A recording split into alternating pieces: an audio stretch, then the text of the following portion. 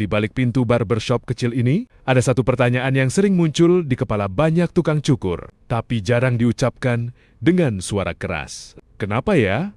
Orang-orang yang kita kenal dekat, teman lama, saudara, bahkan tetangga sendiri, justru jarang atau bahkan tidak pernah cukur ke kita. Padahal mereka tahu persis, kita ini tukang cukur. Padahal mereka lihat sendiri. Setiap hari, kita pegang gunting, mesin, sisir, dan cermin. Setiap pagi, kita buka pintu toko dengan harapan yang sama. Menyapu sisa rambut kemarin, membersihkan kursi, menyiapkan alat, dan menunggu. Yang datang justru orang asing. Orang yang sebelumnya tidak kita kenal sama sekali. Datang dengan rambut panjang, duduk, percaya, dan akhirnya jadi langganan setia. Sementara, orang yang kita kenal, lewat depan toko, senyum, angkat tangan, lalu pergi. Beberapa hari kemudian kita lihat postingan mereka, foto rambut baru di barbershop lain. Rasanya campur aduk, bukan marah, bukan iri, tapi ada sedikit tanya di hati. Kurang apa aku?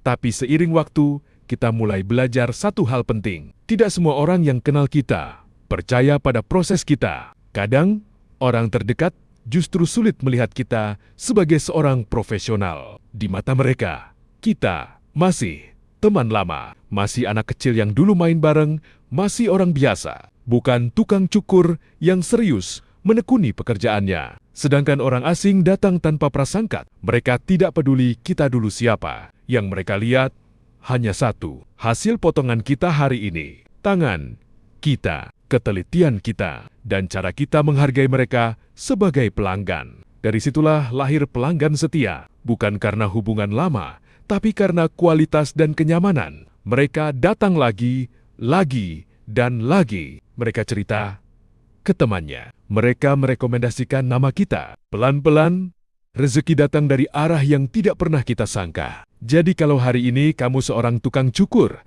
dan merasa sedih karena orang terdekatmu jarang cukur ke tempatmu tenang, itu bukan tanda kamu gagal. Itu tanda kamu sedang membangun jalurmu sendiri. Fokus saja pada pelanggan yang datang. Layani dengan sepenuh hati. Asah skill setiap hari. Karena pada akhirnya, yang setia bukan yang paling dekat, tapi yang paling percaya. Kalau kamu merasa cerita ini relate dengan kehidupanmu sebagai tukang cukur, jangan lupa like video ini. Tulis pengalaman kamu di kolom komentar. Dan subscribe channel ini, supaya kita bisa terus berbagi cerita dan motivasi seputar dunia tukang cukur. Terima kasih sudah menonton sampai selesai. Tetap semangat, tetap rendah hati, dan terus berkarya.